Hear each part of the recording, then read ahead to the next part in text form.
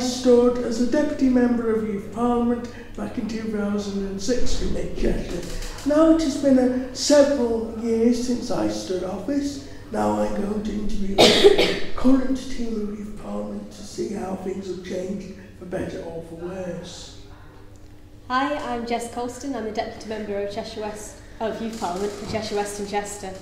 And I'm Proudfoot, and I'm the Member of Youth Parliament for Cheshire West and Chester. And I'm Trevitt, and I'm the Member of Youth Parliament for Cheshire East. What issues do you stand for as members of Youth Parliament?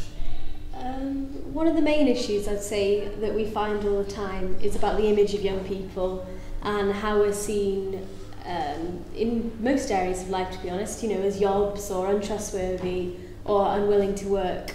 And it sort of underpins all the other issues Youth Parliament looks at and just makes them, much more difficult to deal with. Yeah, I think that one as well has always been quite a big one for me. Like, it doesn't matter where you're from, that issue is going to affect you if you're a young person, because national newspapers, and representation in the media, that kind of thing. I think for me it was about, image and stereotypes and, how young people are portrayed. But there's also, talking to people in our constituency, there's also, so many other issues such as, transport and,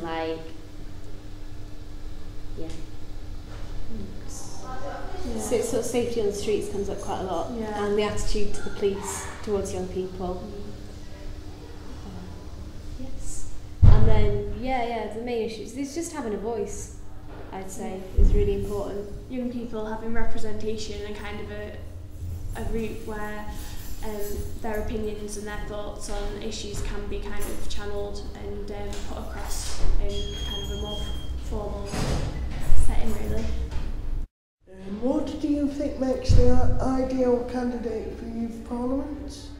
I'd say one of the biggest sort of things that makes someone a good member of the Youth Parliament is being just really passionate about whatever issue it is, whether it's big or small or local or national. If someone really cares about it, then it means that quite often they'll do a lot to help it. And I'd say that really does make a good Youth Parliament member, rather than someone who's just sat there don't really care, to be honest. If you're passionate, then that's great. I think another really important one is confidence.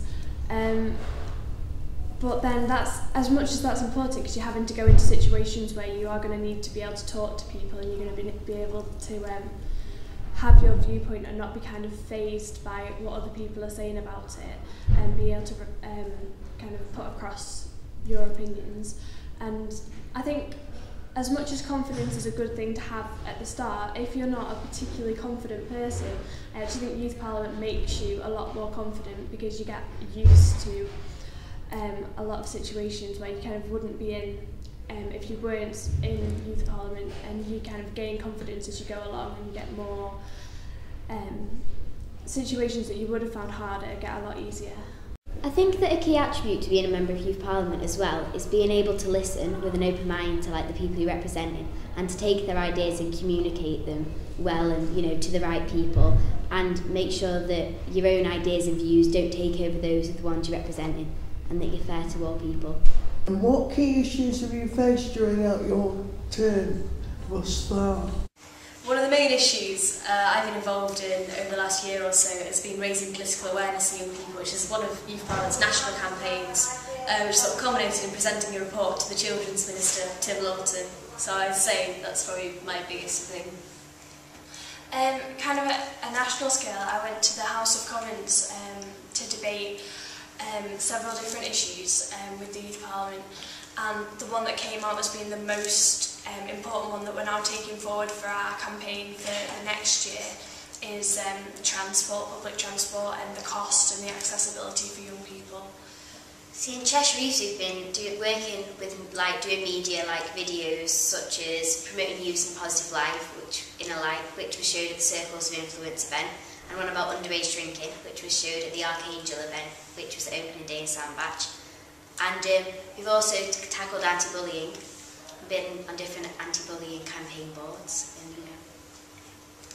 Another quite big issue, as we mentioned before, image of young people is quite big for us. And in the West, that's me and Rose, we presented a report to the council their scrutiny committee on the image of young people. We've done all the research for ourselves, and I think it went quite successfully.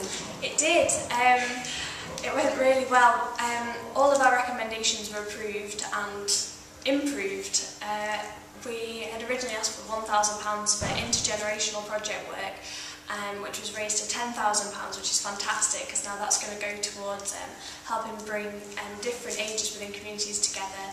We also have the press office training up young people and giving them the opportunity to bring forward positive stories about young people to put into press releases. Also cutting red tape on voluntary work and that kind of thing, and kind of a celebration evening for young people that have made a positive contribution to their local area, and that's going to be kind of held by the Lord Mayor of Chester, which is fantastic. And as well, having young people involved in consultation and decision making with the police and fire services. Are there any issues you would like to expose on Youth Parliament in confidence?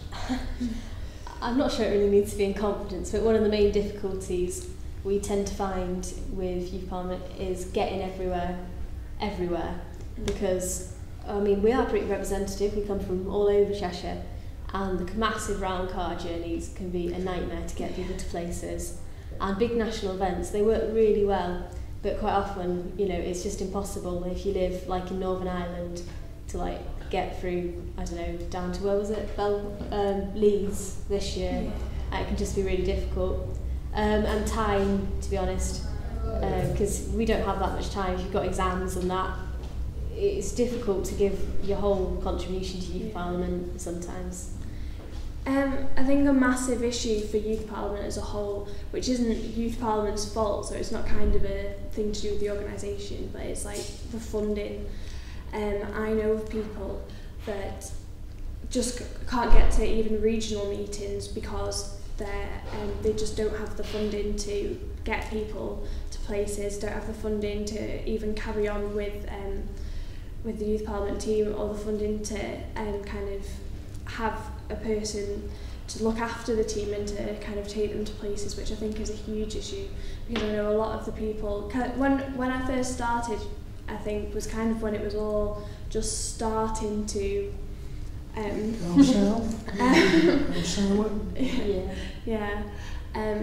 since then, you know, cuts and things like that have impacted in a big way.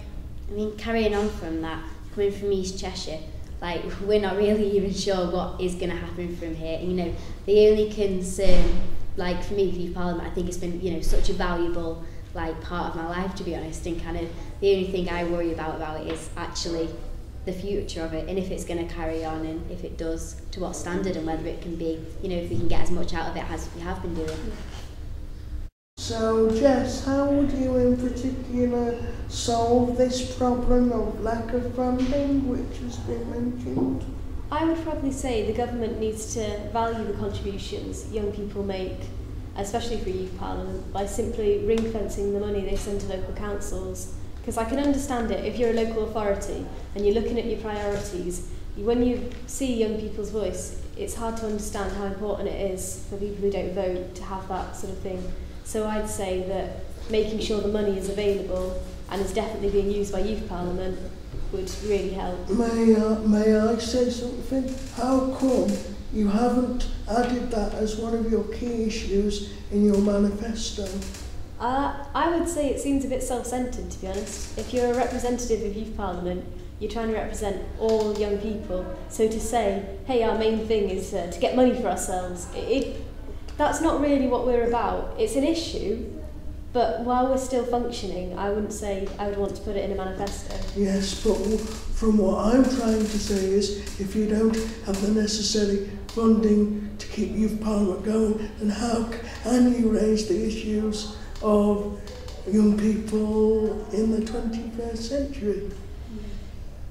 It's difficult, but it tends to come through by other means now. I mean, the funding issue, certainly for Cheshire West, is much more of an inconvenience than it is an absolute, it could ruin representation, yeah. So it means our car journeys are longer and we don't get biscuits at meetings, that kind of thing. But I don't know, I think we could do better work in other areas, and I think that if Youth Parliament's going to go bust in places, then yes, then that's the time to decide to make it one of your major issues. But until then, I think you're serving more young people than the, I don't know, 2, 3 that are on the team. Yeah, rather than serving yourself.